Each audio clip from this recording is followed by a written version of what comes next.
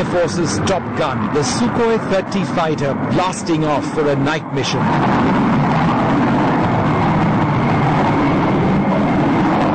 The dazzling lights of Las Vegas in the distance.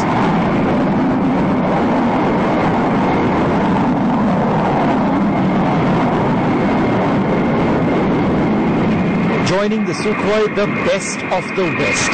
Fighters such as this, the American F-16, in addition to fighters from the French and South Korean Air Forces.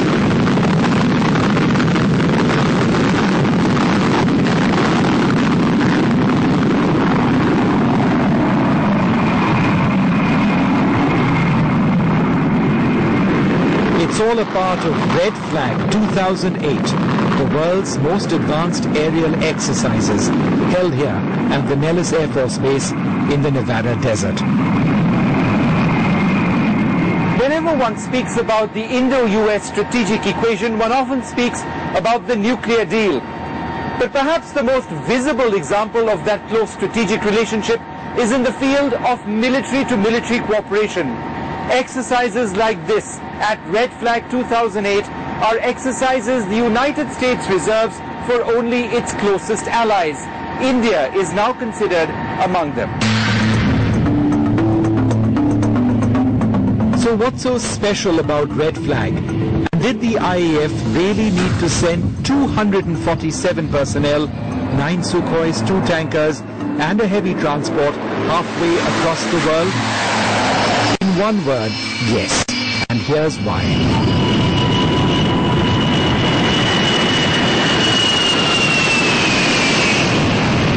Red Flag replicates a full-scale air-land battle which is conducted and monitored in the world's most advanced range.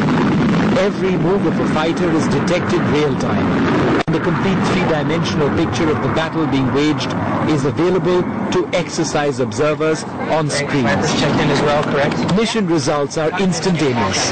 In other words, if a jet is shot down in mock battle, the pilot is told to return to base. The loss of a jet on a mission means that the remaining fighters in the air have to be extra vigilant as they counter enemy jets, in addition to threats from the ground, such as surface-to-air missiles. This is as close to a real war as any Air Force would like to get. In these exercises, the Indian Air Force was flying as part of what's called Blue Force, consisting of American fighters along with the French and South Korean contingent flying state-of-the-art Rafale and F-15K fighters. All these fighters were vectored to their target by a flying radar, an AWACS jet. Their mission: neutralize the air and ground defenses of Red forces flying aggressor F-16s and F-15s.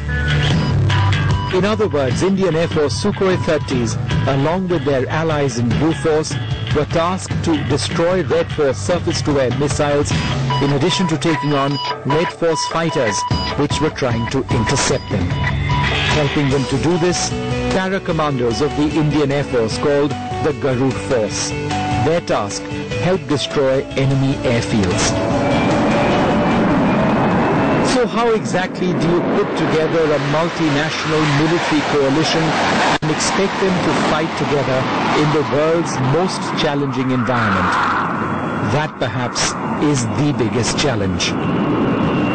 Different languages, different accents, that's a big thing. And different platforms technologically, so to be able to put the whole act together in the air and still be able to perform as a part of a team, that requires work, and I think we've done exceedingly well in that. Professionalism, that's it. It's the bottom datum line for us, because one thing we take very, very seriously is professionalism in our Air Force, and that is something everyone's acutely aware of, that you're participating in international exercise and the world's watching you. So unless you're a sound professional, you wouldn't be able to perform, deliver the goods under circumstances like these. Chal.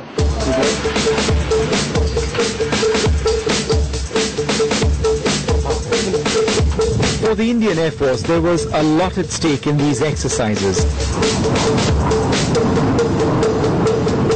The Sukhoi 30 fighter, the cutting edge of the Indian Air Force's interceptor fleet, is considered among the finest in the world.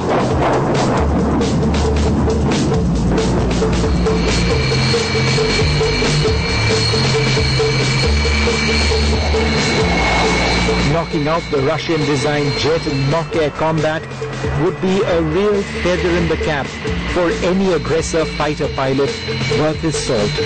And considering the quality of the opposition, the Indian Air Force's younger pilots, many of who participated in these exercises, clearly had their work cut out.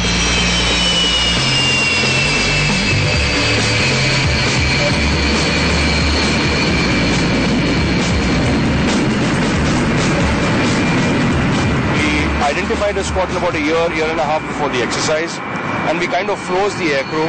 A bulk of these aircrew were young, but we were able to give them concentrated flying for about a year. And the intention was that the younger aircrew would stay much longer in the fleet. So thereby being able to disseminate the experience that they gather from here within the fleet itself, and it will remain in the fleet for a longer duration of time. So yes, we have a lot of young aircrew which we experimented with, and I think they've done a marvelous job of being able to take on the responsibility and shoulder it so well.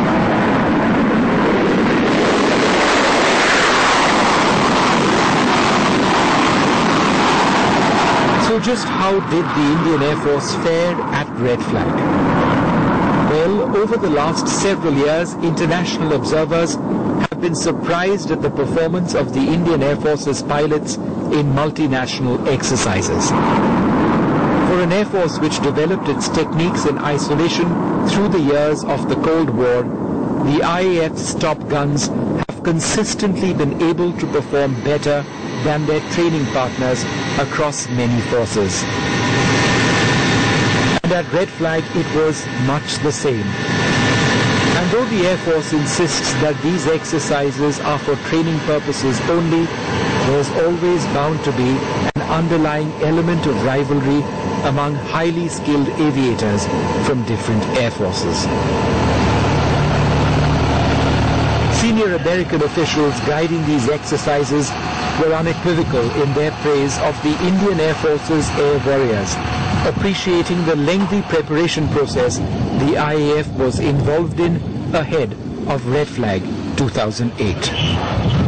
It's been nothing but great, world-class, great aircraft, great leadership, and it's been a pleasure. It started with an awesome preparation. We often say in sports that proper preparation prevents poor performance, your 6 Ps. And the Indian Air Force has been the champion of that. One, with starting with a great spin-up at Mount Holm Air Force Base to really start to employ that crawl, walk, run technique that we use here for Red Flag. That starts with understanding our communication standards, understanding the pace of it, and just getting used to Western-style battle management, Western or U.S.-style training rules, and our local continental United States restraints with working with inside of an ATC airspace.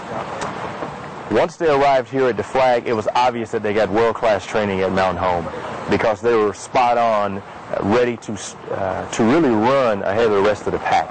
But they have really matured. Their young warfighters, which is the audience here at Red Flag, has stepped right into the mission and really assumed the responsibilities to meet this great threat we provide.